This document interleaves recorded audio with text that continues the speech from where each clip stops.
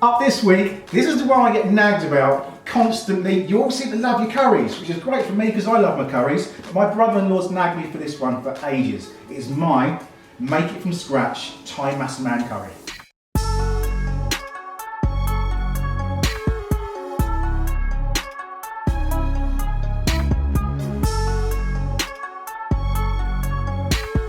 So, Massaman curry, lots going on with this dish, loads and loads of ingredients, but what I always say is, you can either get one of these packets, the pre-done ones, which is just like a really nice paste, or if you're gonna make your own, I recommend buying a couple of these ingredients per month, so that you build up a decent sort of stock cupboard, so you can make these sort of things yourself. As always, we're just gonna get our pan up to heat. So over here, we've got some dried chilies. Basically, all you get is your red chili, leave it on your windowsill for a couple of months, and you end up with that. I've got 4 dried and I've got 2 fresh. I'm literally just going to nip the ends of these off, and I like a bit of heat with this, but it's optional. If you want to take the seeds and some of that pith out, you can. I'm going to leave it in. Just going to chuck them straight into our pan. Nip the ends off, they can go in whole. All we're going to do is just warming these up slightly. The reason we're doing that is to just get as many flavours out of these spices as possible, and then we're just going to blitz this up. So they can go into your pan. A little bit of coconut oil in there. We're going to chop open 1 brown or white onion.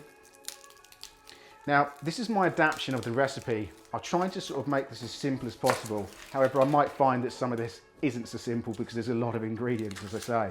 But once you've made something like this, the beauty of it is it's going to keep in your fridge for about 1 to 2 months or a year in the freezer, and you just take it out as and when you need it.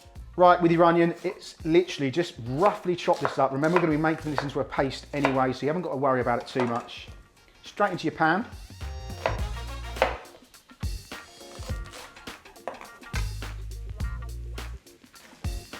Over here, we have got plenty going on here. We have got 3 cloves of garlic, 4 cardamom pods, we've got 2 teaspoons of cumin and coriander powder, we've got a teaspoon of shrimp paste, 1 of galanga, 1 teaspoon of turmeric, 2 kaffir leaves, and a teaspoon of cinnamon. All of that can go in just to warm through.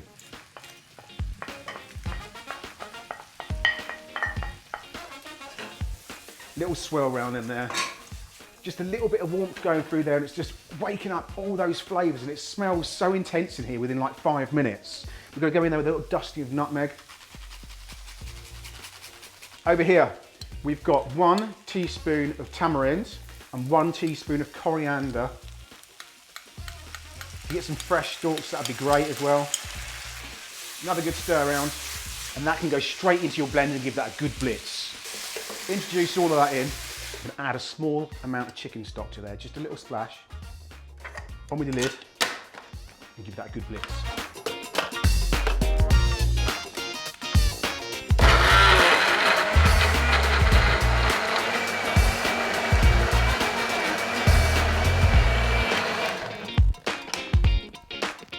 And that is your simple but packed full of flavour Massaman curry paste.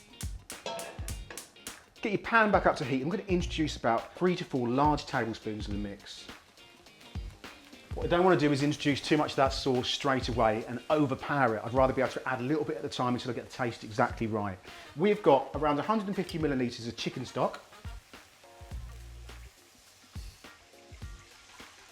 And we've got 1 tin of full fat coconut milk.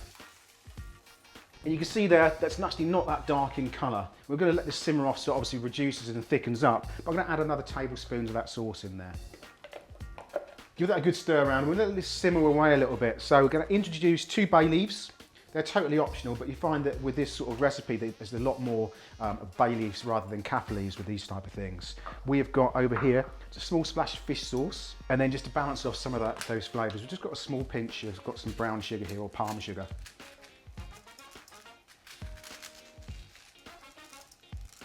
You can see there, within like 5 to 6 minutes, the sauce changing colour, it's going a lot deeper. And you're looking for that authentic sort of like dark orangey colour you're going to get on there. We've got some new potatoes here. You can use peeled large potatoes if you want. I kind of like the little bite-sized pieces of new potatoes in here. Pop them in. Nice little chunks. And then over here, we've got 3 to 4 decent sized chicken breasts. I'm just going to give them a quick clean up, take off some of the sinewy edges. and just chop them up into nice chunks. And we're just going to introduce that straight into the sauce, and that's going to poach it through rather than going too chewy and rubbery. That coconut milk will really sort of soften the chicken up. You can use whatever chicken you want on this. You can use whatever meat you want on this. Obviously just looking at longer cooking time. So if you want to use beef on here, which works brilliantly, or lamb, just make sure you're cooking that for about 2 hours instead of like this 20-25 minute dish that we're doing today. Right, have a little clean down, and I'm going to let that bubble away for around 20 to 25 minutes. But you can see how lovely and dark brown that's gone now. Little taste test.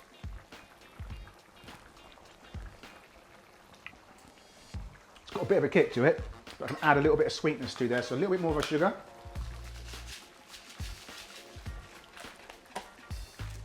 Season, salt and pepper.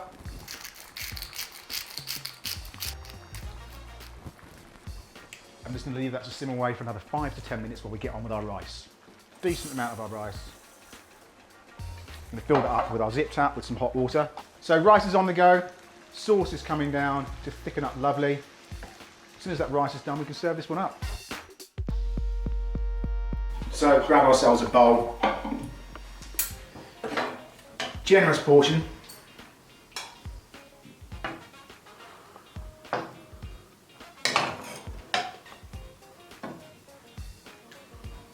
That's your curry done.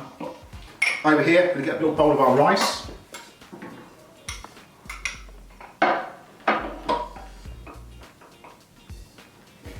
There's your rice, there's your beautiful thick curry. Let's give this one a little bit of a try. Oh, it's so good.